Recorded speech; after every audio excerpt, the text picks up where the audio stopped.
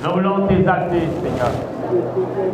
Nous voulons, ô Père, Dieu redoutable, magnifier ton nom grand, célébrer ton nom grand.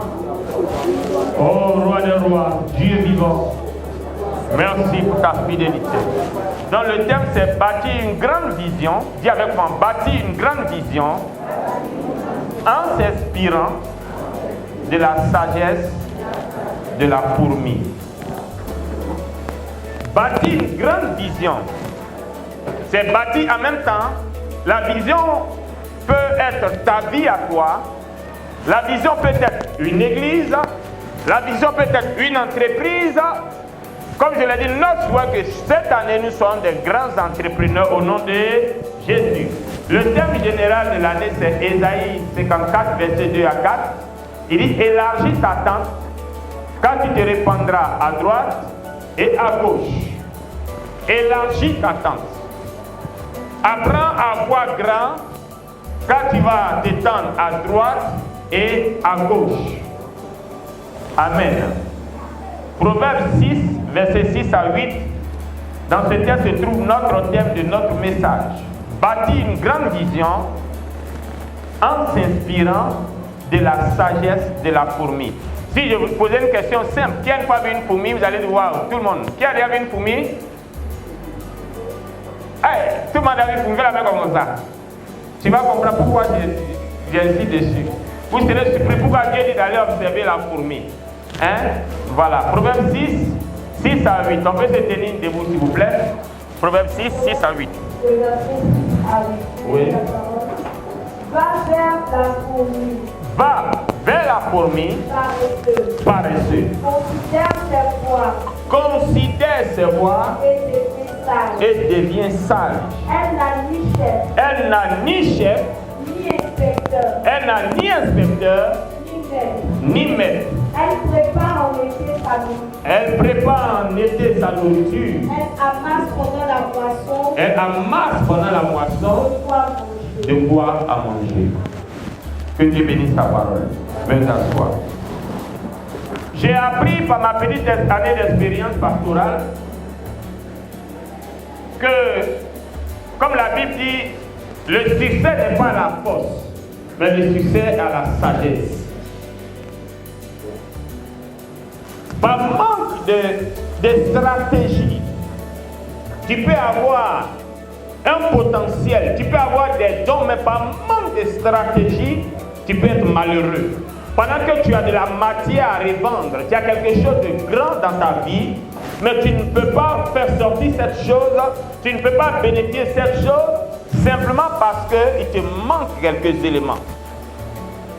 Tu peux même avoir l'onction à faire tomber des arbres, à faire trembler des immeubles, mais cette onction ne peut pas te profiter, cette onction ne peut pas t'amener dans ta bénédiction parce que simplement te manque certaines clés.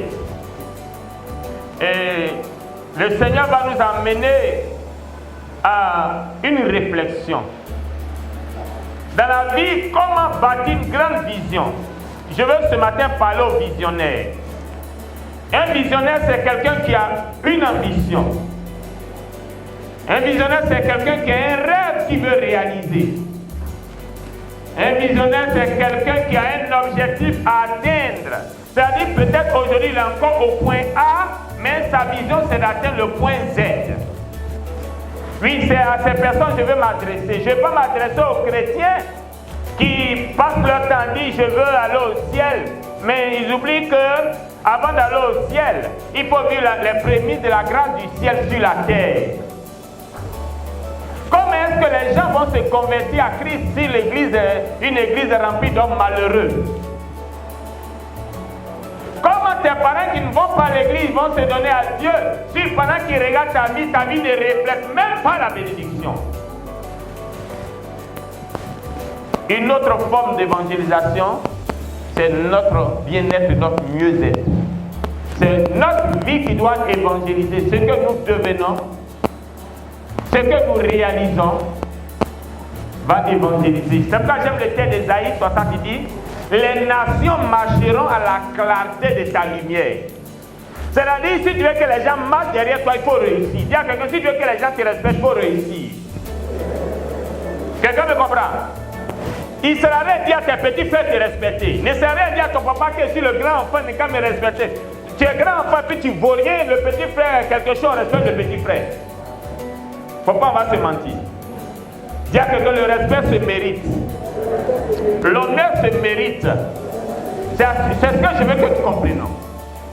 Il y a des combats inutiles. Il faut qu'on me respecte. Je veux qu'on reconnaisse que je suis ceci. Je veux je suis l'aîné. Non, on ne fait rien avec ton droit d'aîné si tu ne vaux rien. On ne fait rien avec ça. Si tu veux que dans la famille, on se souvienne de toi chaque fois, il faut avoir un impact positif. Alors, les gens se souviendront de toi. Esaïe dit, alors, les gens marcheront à la clarté de ta lumière. Tu veux gagner ta famille à Jésus, il faut réussir, ils vont accepter sur ton Jésus. Tu t'en vas le voir matin, midi, soir, je veux l'argent pour manger. Et puis tu viens leur dire, mon Jésus est puissant. Ils vont dire, le gars, commencer à démontrer sa puissance dans ta vie d'abord. Ou bien. Alors le problème, je suis en train de toucher la problématique, c'est-à-dire le problème lui-même qui va nous amener ou qui a motivé le choix de ce texte et de ce thème. Aujourd'hui, il y a un frein, il y a certaines formes de situations que vit l'Église ou qui vit les chrétiens qui sont un frein à l'évangélisation. Nos pères même vont plus loin en créant ce qu'on appelle la méga church, la belle église, le beau temple. Et regardez aujourd'hui les mosquées ne jouent plus maintenant sous des bâches. Hein? Et regardez, allez-y à Trècheville, à l'entrée, vous voyez ce qui est en train de se faire. En allant vers Macron, vous voyez ce qui est en train de se faire. Allez dans mon quartier à Niama, dans les extensions, vous voyez, tout est carrelé, en marbre, un peu partout. Regardez dans des endroits comme ça. Et puis toi, tu vas leur dire non, nous c'est chez notre Dieu est vivant. Vous êtes sur sachet noir. Et puis eux, ils sont dans des endroits. Vous allez dire, nous, notre Dieu est vivant. Vous allez dire, oui, votre Dieu est vivant, mais vraiment, votre Dieu, c'est un cadavre qui prend plaisir dans un cercueil. Nous avons un monde, nous sommes dans un monde d'influence. Nous sommes dans un monde, une génération où il faut influencer. Si tu n'influences pas parce que tu es, les autres vont t'influencer. Et la course est rude, c'est pourquoi il a dit, depuis le temps de Jean-Baptiste, ce sont les violents. Car le temps des prophètes est passé, le temps de ramamamama est passé, le temps de ririri est passé. On fait un rabababa, on fait riri accompagné d'action au nom de Jésus. C'est le type de chrétien qu'on considère. Le frère, quand il me présente, il me soumettait le souci de poursuivre les réseaux sociaux, mes pasteurs. Et vous enseignez bien. Tous ceux qui viennent approuvent vos enseignements. Mais vos enseignements ne sont pas exposés. Pendant que la Bible dit qu'on n'allume pas une lampe pour la mettre sous le boisseau. Vous n'exposez pas votre enseignement. Maintenant, si c'est l'autre, lui qui enseigne peut-être du coq-à-l'âne, mais qui est exposé, qu'est-ce qu'on écoute? C'est du coq-à-l'âne. Et de l'extérieur, on croira que c'est ceux qui enseignent du coq-à-l'âne qui sont les pasteurs en Côte d'Ivoire. Alors, pendant qu'il y a les meilleurs, il y a de très bons enseignants que Dieu a fait la grâce, mais ils ne se positionnent pas. L'enseignement pour lui de t'amener à comprendre les choses autrement. Il va nous amener, il va nous donner des clés dans la vie de la fourmi. D'abord, il va nous dire de considérer. Verset 6. Considérer la vie de ceux qui réussissent. La première clé pour bâtir une vision forte, c'est de considérer, c'est d'observer la vie de ceux qui ont réussi, d'étudier leur parcours, d'étudier leur travail, d'étudier leurs efforts. Alors tu peux un jour espérer réussir. Au verset 6, il dit quoi? Verset 6. Oui. Va vers la fourmi. Paresseuse. Considère ses voies. Elle devient sage. Merci. La première clé, c'est considérer, c'est observer. Considérer, observer. Tu veux réussir dans un domaine, va à l'école de ceux qui ont réussi dans le domaine. Hier, je disais aux étudiants pasteurs, après l'institut, ici, par exemple, nous avons une école biblique ici, l'Institut International Life. Quand on a pris le cours, j'ai fait sortir certains livres du révérend, d'un des docteurs pour vendre. Et puis, je les encourageais. Il y a un qui disait, mais les livres coûtent cher. Je lui dis que la formation coûte cher. La fonction d'un homme de Dieu pour être capable d'écouter son enseignement, de visualiser ses enseignements, Et alors, quand tu considères son parcours, ça peut t'impacter. Le reste des chrétiens croient qu'ils sont uniques en leur genre. Pendant que Paul dit à Timothée, mon fils Timothée, sois mon imitateur. Quand tu veux réussir, tu veux atteindre le niveau de pasteur, il ne faut pas croire qu'un pasteur doit se lever un matin pour arriver là où il est. Je ne sais pas dans quel domaine tu veux réussir dans la vie, je t'encourage à aller à l'école de quelqu'un qui est passé et qui a réussi. Il faut considérer la fourmi. Va t'asseoir un matin, regarde la fourmi. Comment j'ai lu ce texte-là? Je suis allé un jour m'asseoir au bord d'une termitière pour regarder un peu la fourmi travailler. Mais en considérant, il y a quelques points qui m'ont interpellé. Amen. J'ai appris une leçon quand je considérais la fourmi, j'ai compris que la taille, la première leçon que j'ai appris, c'est que la taille ne peut pas être un obstacle à ta réussite. La taille de ton porte-monnaie, ta taille physique, ta taille spirituelle ne peut pas être un obstacle à ta réussite dans la vie. La fourmi qui va créer une termitière dont la cime va dépasser ma taille. Vous avez vu quand vous allez à l'intérieur, vous voyez des fourmis, des termitières très hautes, mais qui en est l'acteur? Quelles sont les actrices? C'est des petites bestioles qui ne vaut même pas le pouce de notre doigt. J'ai appris par la fourmi que ce n'est pas la taille. Donc je ne dois pas me laisser intimider par ma taille. Je dois réagir comme David. Ma taille ne doit pas m'intimider. Même si celui qui est en face de moi est un Goliath, il est un géant. Mais ma taille, ce n'est pas ma taille qui me donne le succès. C'est la grâce de Dieu qui me donne le succès. Alors ne laisse pas quelqu'un te laisser te sous-estimer par rapport à ta taille. Ne laisse pas quelqu'un te distraire par rapport à ta taille. Oh, tu es petit. Oh, tu n'as pas l'argent. Ta famille est pauvre. Moi, j'ai vu dans la Bible quelqu'un que Dieu s'appelait Gédéon. Il dit, ma famille est la plus pauvre. Dieu dit, je sais que ta famille est pauvre, mais je t'ai choisi. J'ai connu un autre homme qui s'appelait Jephthé. Cet homme, on dit, sa mère est prostituée. Il est enfant de prostituée. Dieu dit, oui, tu es fils de prostituée, mais moi, je te choisis comme roi. On dit, ta famille est maudite. Jésus a ôté ta malédiction. Ne laisse pas quelqu'un, aujourd'hui, l'on a peur. On regarde notre taille. La fourmi nous apprend que la taille n'a rien à voir avec ce que tu peux réaliser. C'est une affaire d'organisation. C'est une affaire de stratégie. C'est une affaire de résolution. La Bible déclare que pendant 40 jours, les gens étaient là, ils regardaient Goliath, bien aimé. Mais David le petit a foncé devant Goliath, il a renversé Goliath. Frère, ceux qui m'écoutent ce matin, que ta taille ne t'intimide pas toi-même. Que ta taille ne soit pas un frein à ton engagement. La taille peut représenter des années d'expérience. Je n'ai pas assez d'expérience. Est-ce que je peux y arriver? Josué disait, je ne peux pas remplacer Moïse. Mais Dieu dit à Josué, c'est moi qui t'ai choisi et c'est moi qui te donne l'onction pour accomplir la mission. Quand Dieu appelle quelqu'un, Dieu le qualifie. Alors ne laisse personne te distraire ou t'intimider. Alléluia. La taille. La taille. Demande à quelqu'un, quelle est ta taille? Face au défi, face à ce que tu veux réaliser, quand tu te regardes, tu regardes ton porte-monnaie, quelle est la taille que tu te donnes? Quand tu regardes ton compte en banque, quelle est la taille que tu te donnes?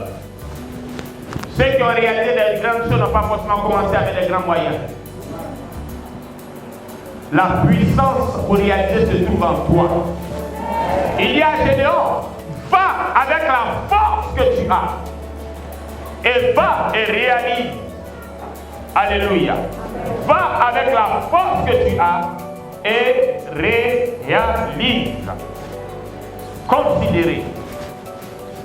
Nous sommes dans le premier grand point qui est considérer. Considérer, c'est observer. Regarde sa vie.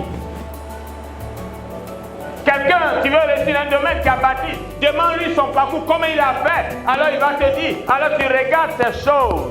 Et tu dis, Seigneur, donne-moi ma force, donne-moi la force à y arriver. Et le Seigneur te donnera la force à y arriver.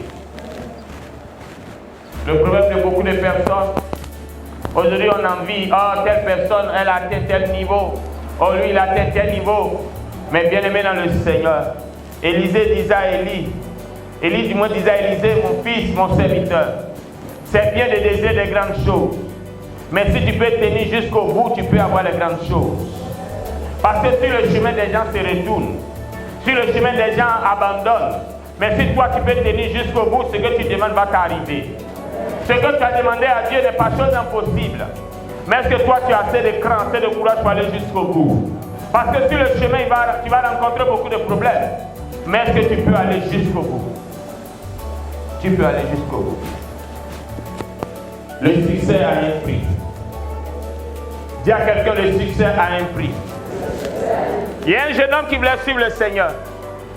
Et le Seigneur dit au jeune homme, tu veux me suivre? Il dit oui. Tu veux me suivre? Il dit oui. Va vendre tes biens, distribue-les aux pauvres et suis-moi. Le jeune homme a vu que c'était trop énorme le prix à payer. C'était trop énorme le prix à payer. Il fut triste, nous dit la Bible, et il s'est éloigné. Sois prêt à payer le prix. Alléluia. Ne laisse pas ta taille. Et la deuxième des choses que nous apprenons après observer, c'est l'organisation et la discipline. L'organisation et la discipline. L'organisation et la discipline. Pour les fourmis sont petites. Elles ont compris qu'il y a des clés avec lesquelles il faut composer. L'organisation, la discipline et le travail d'équipe. Le travail d'équipe. Et je vais commencer par parler d'abord du travail d'équipe. Quand j'ai pris le temps, comme dit la Bible, d'aller observer les fourmis, nous avons vu que quelle que soit la taille du morceau de pain qui est jeté ou bien le grain de riz, les fourmis s'associent pour pouvoir déplacer cela. À seul, toi seul, il y a des choses que tu ne peux pas réaliser. Mais à 2, 3, vous pouvez y arriver. C'est pourquoi Jésus le sage a dit, il n'est pas bon que l'homme soit seul.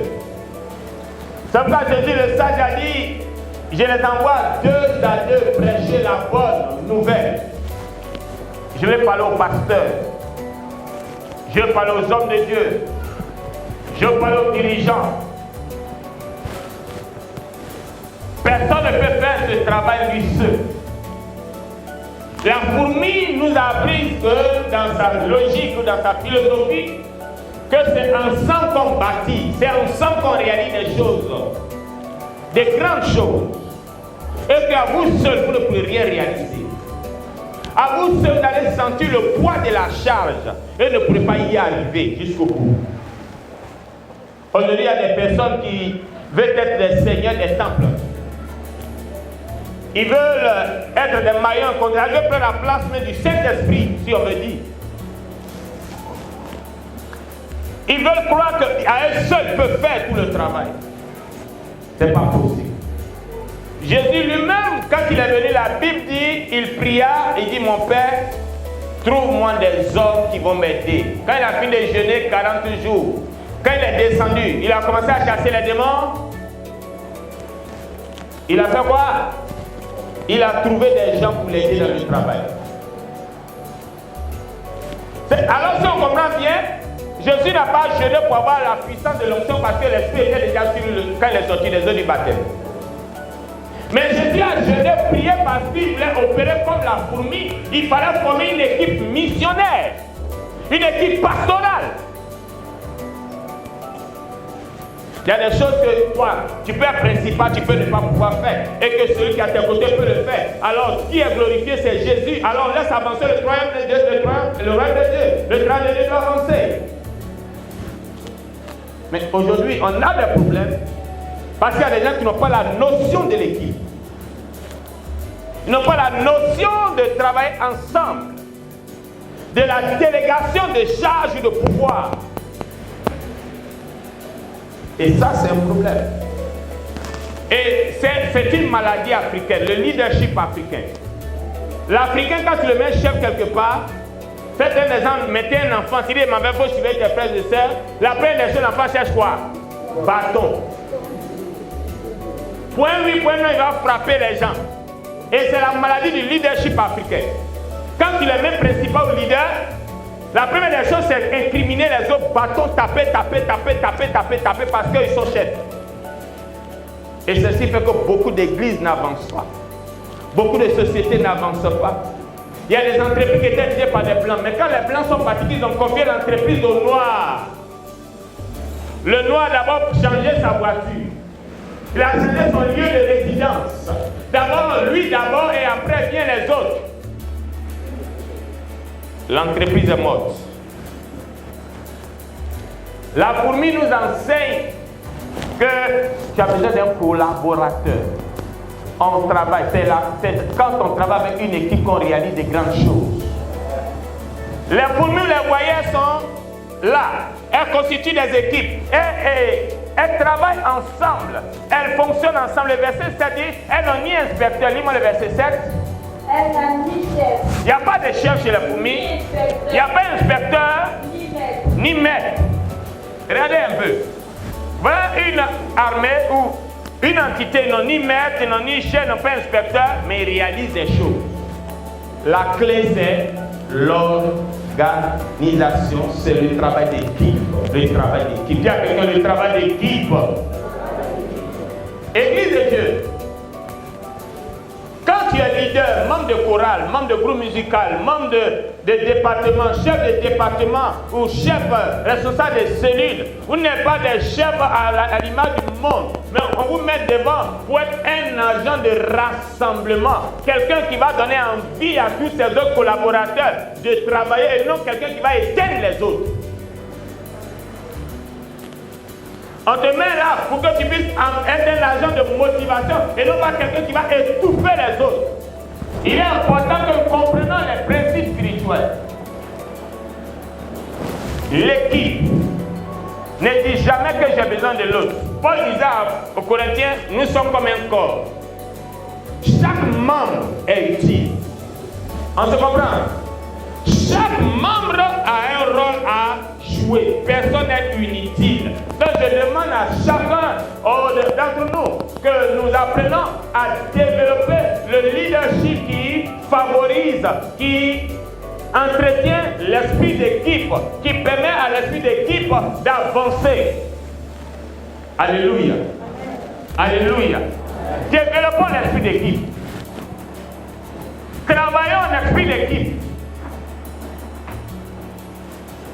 Il faut que ton groupe, si tu es responsable d'un groupe, que le groupe dit oui, nous avons un bon chef, nous avons un bon général. Amenez vos éléments à être motivés par vous.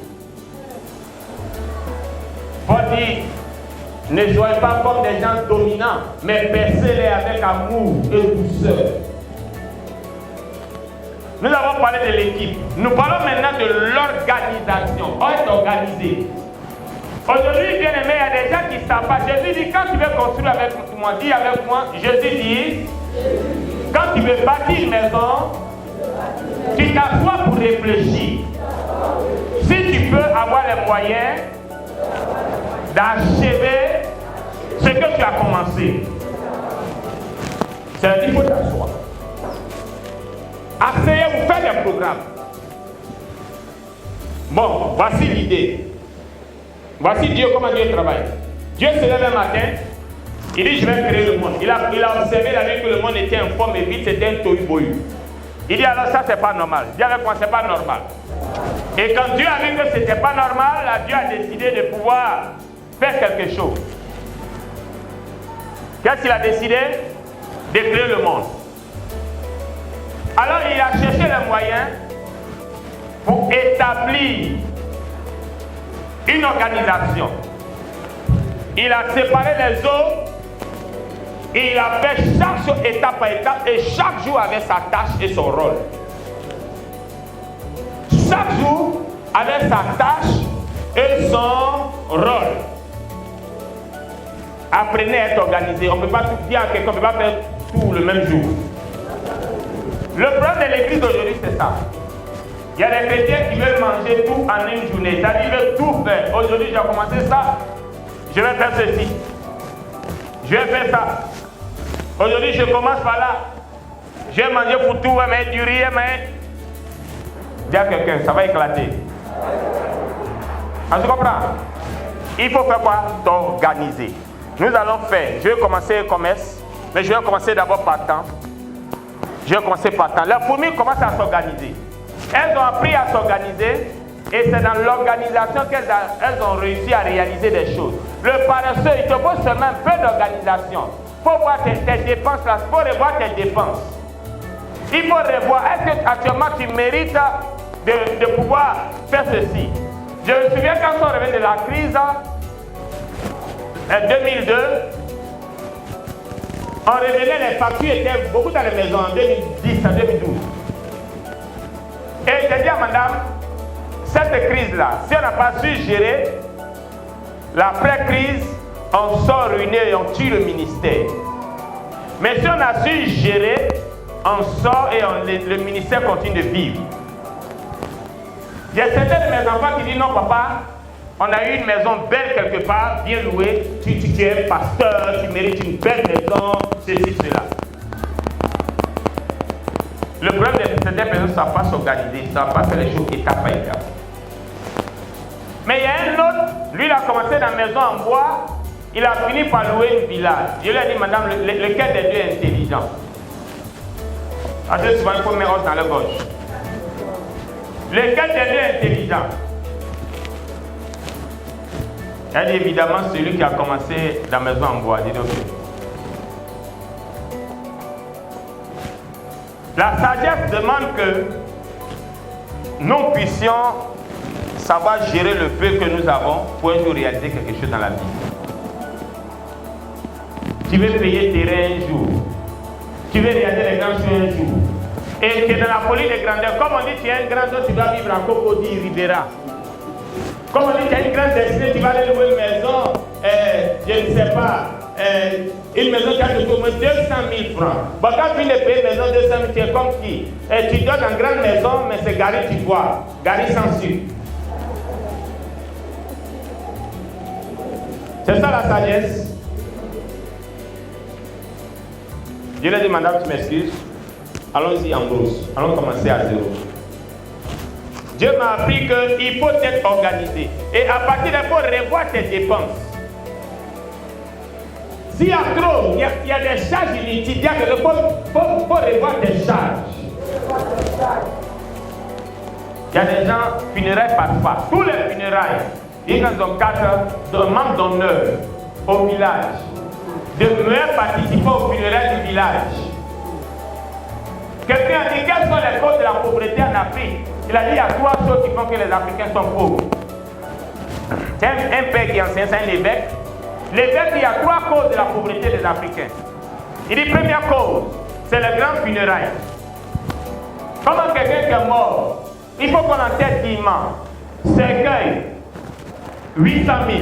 On va garder le corps combien de mois? On va dépenser au moins 5 millions, 6 millions. Et puis on enterrer dignement. Tu es fou, tu as mis l'argent dans la tête. On a un peuple à côté de nous qui construit des immeubles dans des taxis parce qu'ils ont compris ce principe-là. On ne gaspille pas millions sur cadavres.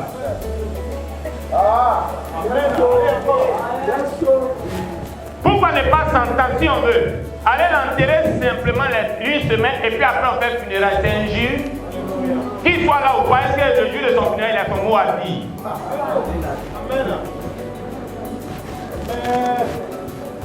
C'est ça. Il dit à cause de la pauvreté, c'est pas on réalise pas. Parce que ça vient, parce que les gens vont envoyer des factures. On ne te connaît pas quand tu as tes problèmes, on te dit non. On dit tous les neveux, 100 000. Tous les cousins, 100 000. Tous les temps. Si tu veux réussir, il faut quitter dans ça au nom de Jésus. Tu n'es pas obligé. Tous les funérailles vont partir. Allez par ici. Et on est là, on s'endette, on s'appauvrit. On ne réussit pas, on ne réalise rien. On réalise rien. Il dit c'est ça. Il dit revoyez. Et cet homme c'est un Ghanéen. Il dit le problème, on dit le Ghana est un pays pauvre. Mais c'est un Ghanéen, l'un des pays plus pauvres. Mais en même temps c'est l'un des pays qui a le plus de funérailles. Tu es un pêcheur, on fait ton cercueil en pirogue. Tu es planteur, alors cercueil en cacao. Je ne sais pas. Tout dernièrement, il y a un qui cherchait pas son cercueil en pinzolo, spécial pour lui. Tellement il a dit ce que tu es, on fait ton cercueil. Si tu bois beaucoup, on fait cercueil en bouteille de divin. Et puis on s'en fait des cadavres. Puis quand il faut te mettre sur la scie, et puis on lui met lunettes. En fait, lui-même il s'effraie lui-même.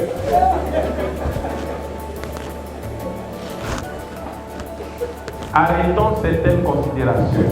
On a trop de la valeur des choses qui ne... C'est-à-dire, aujourd'hui, ça est net. Vous n'allez jamais voir dire, bon, on a répertorié un fils ou un frère dans la famille qui est malade, envoyé cotisation tant, ou bien qui doit passer son concours, cotisation... Non! Et c'est ça, toi, tu vas continuer de suivre les gens comme ça? Ne suis plus ces gens de choses-là. Sinon, tu vas rester pauvre comme eux. C'est ce que nos parents ont fait, ils ont resté pauvres, n'ont rien réalisé. Ne suis pas ça! Il y a la deuxième cause de pauvreté qui fait que les gens n'ont pas à s'organiser. Toi, tu n'as rien, c'est toi qui as loué ma qui fait anniversaire. Chaque anniversaire, on doit fêter son anniversaire. Comme au temps de Sodome et Gomorrhe, manger et buvons, le verbe manger quoi? Anniversaire. Elle va s'endetter, surendetter. On a fait mon anniversaire. Anniversaire de rêve. Tu n'as rien. À ton anniversaire, même c'est bilan. Mais quand tu as fait ton bilan, tu es devenu qui? Tu as quoi à fêter même?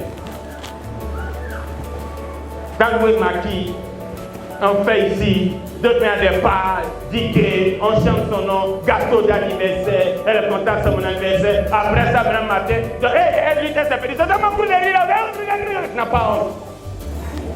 Quand on fait anniversaire sur rang, c'est qu'on a les moyens. Matin, on ne vient pas lui dire au coup de rire de maman et les enfants.